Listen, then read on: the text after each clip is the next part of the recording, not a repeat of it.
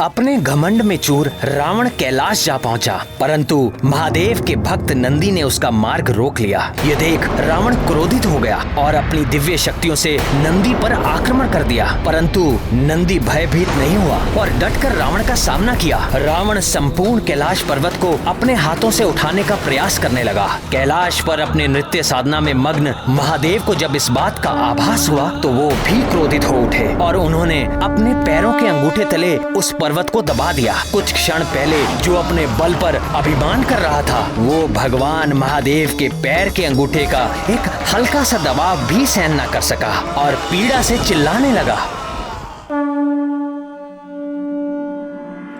कैलाश तो स्थिर हो गया,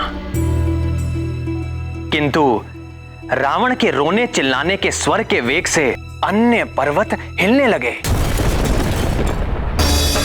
समुद्र में ज्वार आ गया। तीनों लोकों के प्राणी कांप उठे। इंद्र आदि देवता तक विचलित हो गए। रावण हमारे आराध्य महादेव के पैर के अंगूठे का एक हल्का सा दबाव भी सहन न कर सका। नंदी के द्वारा दिए गए श्राप से रावण को उसका दंड मिल ही गया था। रावण उच्च स्वर में आर्तनाद करने लगा। आर्तनाद के लिए संस्कृत में रू धातु है, जिसका अर्थ होता है रोना। हाँ, ठीक कहा। रोना, चीखना, चिल्लाना। बहुत समय तक रोते रहने के कारण दशानन का नाम रावण पड़ गया। रोया, किंतु अपने अपराध को स्वीकार नहीं किया। अपराध स्वीकार किया और उसका प्रायश्चित भी किया।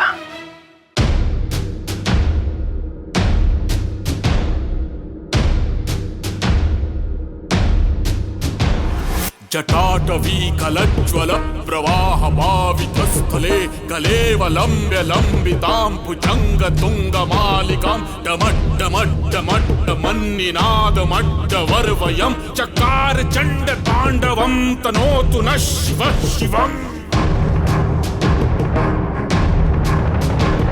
जटाकटाह संभ्रम भ्रमन्निलिम्प निर्झरी विलोल वीचिवल्लरी विराजमान मूर्धनि धगद् धगद् धगज्ज्वलल्ललाट पट्ट पावके किशोर चंद्रशेखरे रतिः प्रतिक्षणं मम। धराधरेन्द्र नंदिनी विलास बंधु बंधुरः स्फुरद्दिगंत संतति प्रमोदमान मानसे कृपा कटाक्ष धोरणी निरुक्त दुर्धरापदी क्वचित् दिगंबरे मनो विनोदमेतु वस्तु।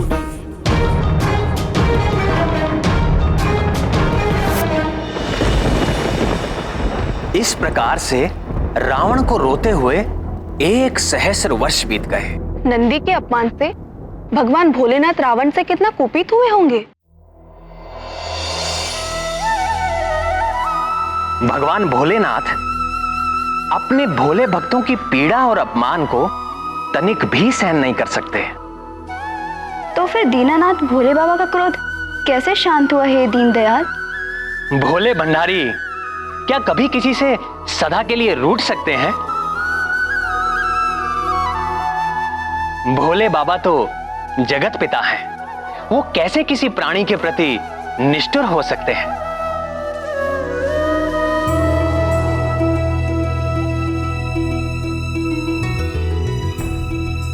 तो जब रावण ने भगवान शशि शेखर की सतत स्तुति की, तो भगवान महादेव के अंतर्मन की सहज करुणा प्रकट हो गई।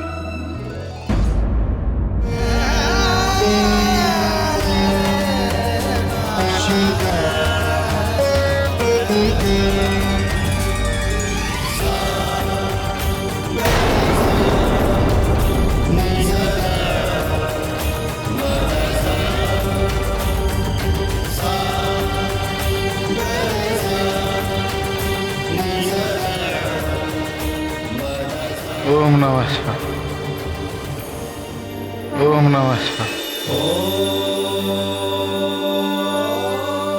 ओम नमः शिवाय। उठो दशानन। प्रभु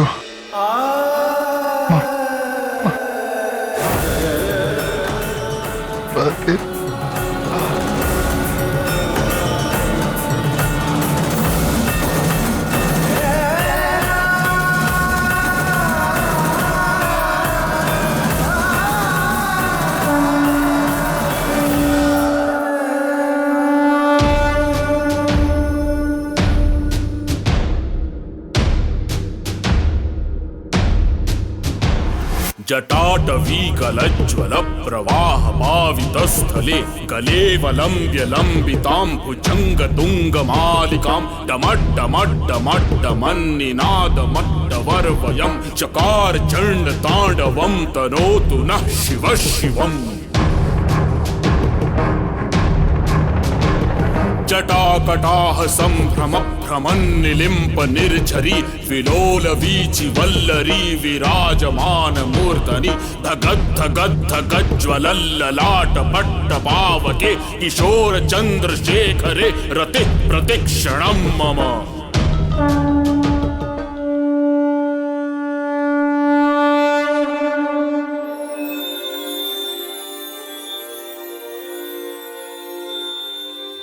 मैं तुम्हारी स्तुति से अति प्रसन्न हूं दशानन।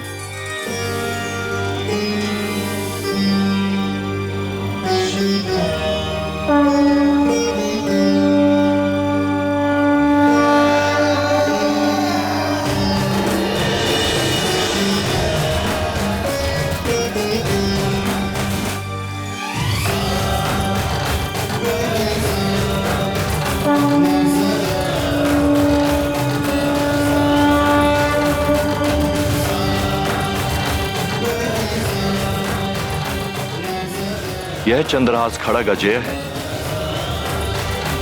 और यह तुम्हारे शत्रुओं पर साक्षात काल बनकर गिरेगी, किंतु तभी तक जब तक कि तुम धर्म के पक्ष में रहोगे, अन्यथा इसकी अपराजयता जाती रहेगी।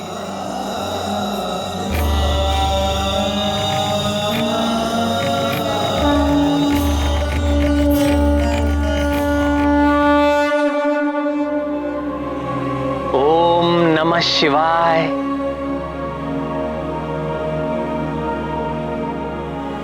कितने भोले हैं भोलेनाथ।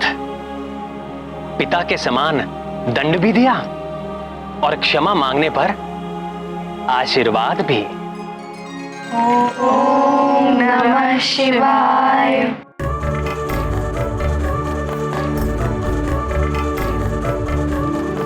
पर्वत संबंधित एक जगत प्रसिद्ध कथा हमारे संकट मोचन महाबली हनुमान की भी है, किंतु कितना अंतर है दोनों में। रावण का उद्देश्य केवल अपने अहंकार की स्थापना करना और हनुमान का उद्देश्य लोक कल्याण की भावना।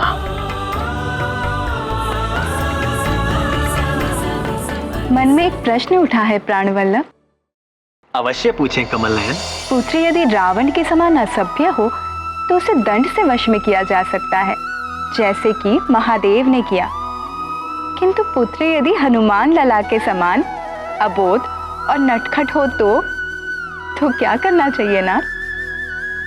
हनुमान तो केवल राम नाम के वश में है और किसी उपाय से उन्हें वश में करना असंभव है। और बाल रूप का तो कहना ही क्या।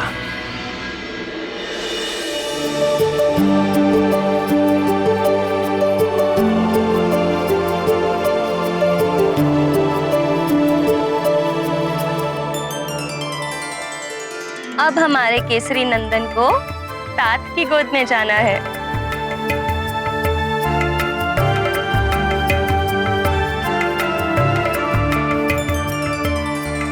मैं गोद में ले तो लूं, लेकिन ये मेरे पास टिकेगा? बहुत चंचल है हमारा केसरी नंदन। दीजिए, इसे मुझे दीजिए, मैं इसे अभी सुला देती हूँ।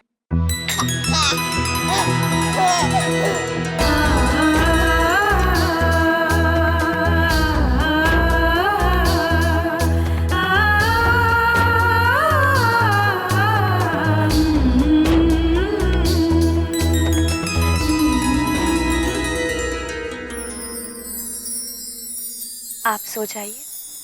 और तुम? इसको सुलाने के बाद अभी जल्द ही सो जाएगा।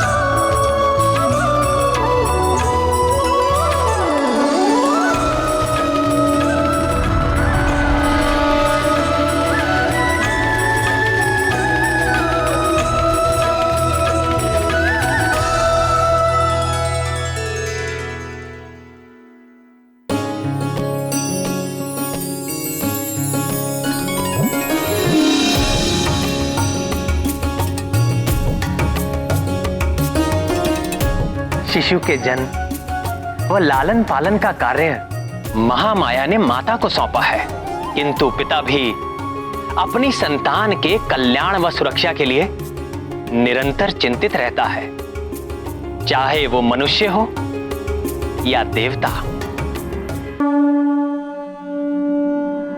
मेरा पुत्र, पवन पुत्र, हे केसरी नंदन, वानर राज केसरी और भगवान शंकर के साथ साथ तुम मुझे भी अपना पिता ही समझो पुत्र, क्योंकि तुम्हारे जन्म की प्रक्रिया में मेरी भी भूमिका है। भगवान शंभु की कृपा से नमामि शंभु, नमामि रुद्रम, नमामि पुरुषम पुराणम, नमामि सर्वम शिरसा नमामि।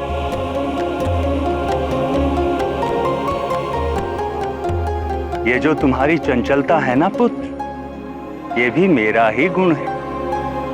वायु का स्वभाव ही है कभी एक स्थान पर ना ठहरना, सदैव गतिशील रहना।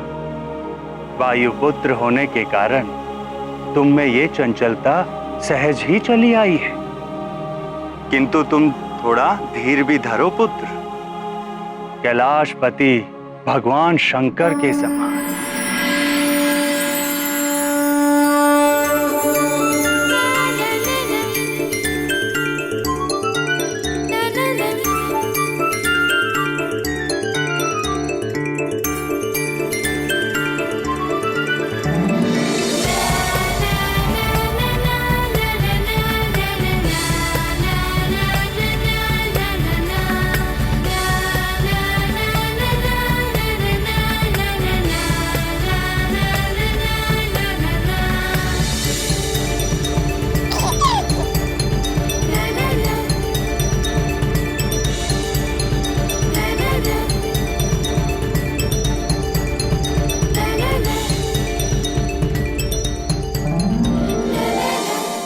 अपने घमंड में चूर रावण कैलाश जा पहुंचा, परंतु महादेव के भक्त नंदी ने उसका मार्ग रोक लिया। यह देख रावण क्रोधित हो गया और अपनी दिव्य शक्तियों से नंदी पर आक्रमण कर दिया, परंतु नंदी भयभीत नहीं हुआ और डटकर रावण का सामना किया। रावण संपूर्ण कैलाश पर्वत को अपने हाथों से उठाने का प्रयास करने लगा। कैलाश पर अपने नृत्य साधना में मग्न महादेव को जब इस बात का आभास हुआ तो वो भी क्रोधित हो उठे और उन्होंने अपने पैरों के अंगूठे तले उस पर्वत को दबा दिया। कुछ क्षण पहले जो अपने बल पर अभिमान कर रहा था, वो भगवान महादेव के पैर के अंगूठे का एक हल्का सा दबाव भी सहन न कर सका और पीड़ा से चिल्लाने लगा।